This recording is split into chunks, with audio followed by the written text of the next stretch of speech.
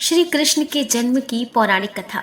भाद्रपद कृष्ण अष्टमी तिथि की घनघोर अंधेरी रात्रि को रोहिणी नक्षत्र में मथुरा के कारागार में वसुदेव की पत्नी देवकी के गर्भ से भगवान श्री कृष्ण ने जन्म लिया था।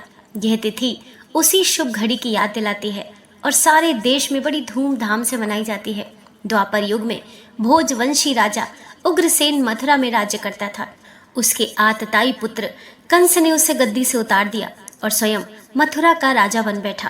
कंस की एक बहन देवकी थी, जिसका विवाह वसुदेव नामक यदुवंशी सरदार से हुआ था। एक समय कंस अपनी बहन देवकी को उसकी ससुराल पहुंचाने जा रहा था। रास्ते में आकाशवाणी हुई, हे कंस, जिस देवकी को तू बड़े प्रेम से ले जा रहा है, उसी में तेरा काल बसता है। इसी के गर्भ से उत्पन्न 8वां बालक तेरा वध करेगा। यह सुनकर कंस वसुदेव को मारने के लिए उद्यत हुआ। तब देवकी ने उससे विनय पूर्वक कहा, मेरे गर्भ से जो संतान होगी उसे मैं तुम्हारे सामने ला दूंगी। बहनोई को मारने से क्या लाभ है। कंस ने देवकी की बात मान ली और मथुरा वापस चला आया। उसने वसुदेव और देवकी को कारागृह में डाल दिया। वसुदेव देवकी के एक एक करके 7 बच्चे हुए और 7 को जन्म लेते ही कंस ने मार डाला। अब 8वां बच्चा होने वाला था। कारागार में उन पर कड़े पहरे बैठा दिए गए। उसी समय नंद की पत्नी यशोदा को भी बच्चा होने वाला था। उन्होंने वसुदेव देवकी के दुखी जीवन को देख 8वें बच्चे की रक्षा का उपाय रचा।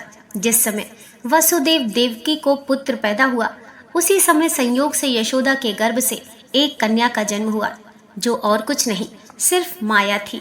जिस कोठरी में देवकी वासुदेव कैद थे, उसमें अचानक प्रकाश हुआ और उनके सामने शंख, चक्र, गदा, पद्म धारण किए हुए चतुर्भुज भगवान प्रकट हुए। दोनों भगवान के चरणों में गिर पड़े। तब भगवान ने उनसे कहा, अब मैं पुनः नवजात शिशु का रूप धारण कर लेता हूँ। तुम मुझे इसी समय अपने मित्र नंद जी के घर वृंदावन में भेज जाओ और उनके यहाँ जो कन्या जन्मी है उसे लाकर कंस के हवाले कर दो। इस समय वातावरण अनुकूल नहीं है, फिर भी तुम चिंता ना करो। जागते हुए पहरेदार सो जाएंगे, कारागृह के फाटक अपने आप खुल जाएंगे और उफनती अथाह यमुना तुमको पार जाने का मार्ग दे देगी। उसी समय वसुदेव नवजात शिशु रूप श्री कृष्ण को सूप में रखकर कारागृह से निकल पड़े और अथाह यमुना को पार कर नंद जी के घर पहुंचे। वहां उन्होंने नवजात शिशु को यशोदा के साथ सुला दिया और कन्या को लेकर मथुरा आ गए। कारागृह के फाटक पूर्वतः बंद हो गए। अब कंस को सूचना मिली कि वसुदेव देवकी को बच्चा पैदा हुआ है। उसने बंदी गृह में जाकर देवकी के हाथ से नवजात कन्या को छीनकर पृथ्वी पर पटक देना चाहा, परंतु वह कन्या आकाश में उड़ गई और वहां से कहा, अरे मूर्ख, मुझे मारने से क्या होगा। तुझे मारने वाला तो वृंदावन में जा पहुंचा है। वह जल्द ही तुझे तेरे पापों का दंड देगा। तो दोस्तों, ये थी कृष्ण जन्म की कथा।